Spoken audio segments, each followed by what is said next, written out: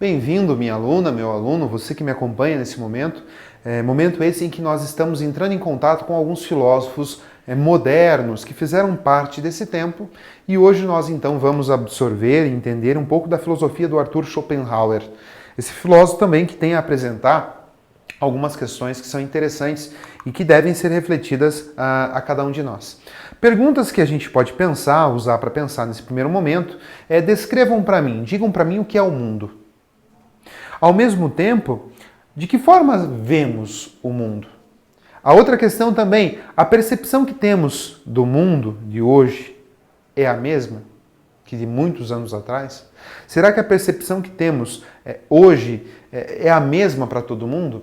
Se eu conseguisse pegar essa síntese, essa descrição que cada um fez, vocês veriam que haveria muitas formas de ver o mundo diferente.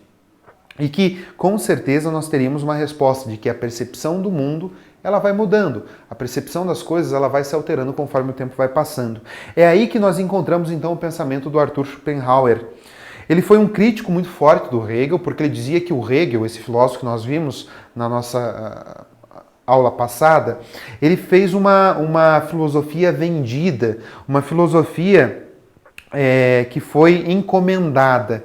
Ele serviu aos interesses de alguns pensadores. Então ele, como Arthur Schopenhauer, se propõe a apresentar uma verdade não remunerada, uma verdade que não visa os interesses pessoais, mas a própria verdade. Resumindo, então, dentro da sua obra O Mundo como Verdade e Representação, ele busca, então, expor essa verdade não remunerada, essa verdade não comprada, não compactuada com ideais de outros, mas uma verdade por si mesmo. O Arthur Schopenhauer ele é muito conhecido por músicos e artistas, justamente por ele ter debatido essa questão da contemplação estética. No mundo filosófico, às vezes, ele fica um pouco de lado, mas no mundo artístico, da arte, da estética, ele é sempre muito bem lembrado. Ele foi um adepto das ideias kantianas, sobretudo quando se fala lá do fenômeno e a coisa em si, ou seja, ele também entende que a captação dos fenômenos ela é possível, já a coisa em si, a busca pela essência, ela é um fator de difícil acesso. É um dos primeiros a trazer as perspectivas budistas e hindus para o nosso campo da filosofia. O primeiro ponto que ele faz é entender que o mundo é pura representação. A interpretação que nós temos do mundo, ou seja, daquilo que nós vemos, lembra lá quando Kant falava que nós apenas interpretamos aquilo que aparece na nossa experiência? Para o Schopenhauer é a mesma coisa. Nós interpretamos aquilo que nos aparece na experiência e as nossas interpretações são diferentes. Cada mente, cada subjetividade interpreta o mundo de forma diferente. Então, na sua obra, quando ele fala que o mundo é minha representação, é o que ele está tentando dizer. A minha forma de ver o mundo me diz como o mundo é. E essa verdade, então, ela se relaciona de acordo com cada consciência, com cada realidade que é refletida. É como se uma primeira ideia, por exemplo, quando ele traz a ideia do hinduísmo, o véu de Maya. Maya era a deusa da ilusão. Ela encobria a realidade e não permitia que os seres humanos vissem a realidade como de fato é. É propriamente o que o Schopenhauer fala de uma realidade encoberta. Uma realidade encoberta pela nossa subjetividade, pela nossa consciência. Outra questão que ele vai colocar é que o ser humano é um ser desejante. Nós temos muito desejo, temos vontades, e o problema é que nem sempre essas vontades, esses desejos, eles serão supridos. O que isso quer dizer? Viveremos numa carência de desejos. Alguns desejos nós vamos suprir, outros não. Ou seja, desejamos por quê? Temos um corpo, o nosso corpo ele tem desejo. Seja o desejo da alimentação, o desejo de visualizar uma coisa bonita. Ou seja, o fato de termos corpo nos coloca diante de uma dimensão que ele vai chamar também de vontade, que é um princípio básico para ele. Ou seja, a vontade é esse princípio elementar de todas as coisas e revela a coisa em si. É o espaço onde mora a essência. A vontade ela é universal e singular, e é a vontade que vai fazer com que nós caiamos no sofrimento. Por quê, professor? Porque nem todas as nossas vontades elas serão atendidas. Nem tudo que nós desejamos poderíamos realizar. Por isso que ele decreta, enquanto nós desejarmos, continuaremos sofrendo. Por isso que a vida, para o Schopenhauer, é puro sofrimento, porque nossa vontade, os nossos desejos não serão todos satisfeitos. Aí a vida ela cai no eterno tédio.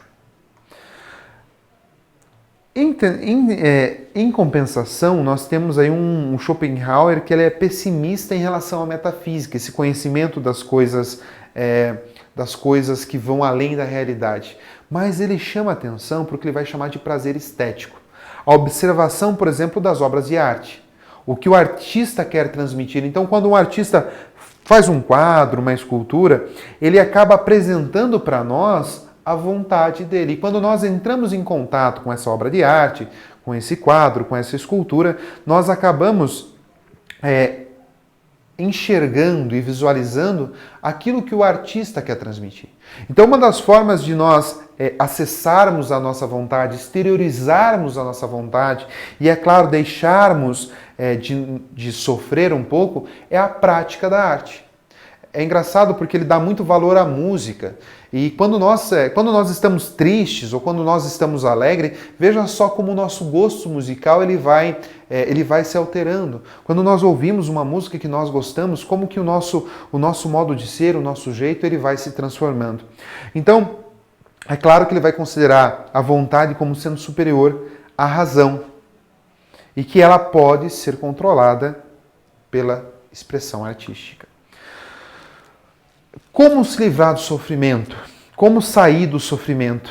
Não tem outro jeito a não ser o deixar de querer, o deixar de desejar. Porque esse desejo nos leva à carência.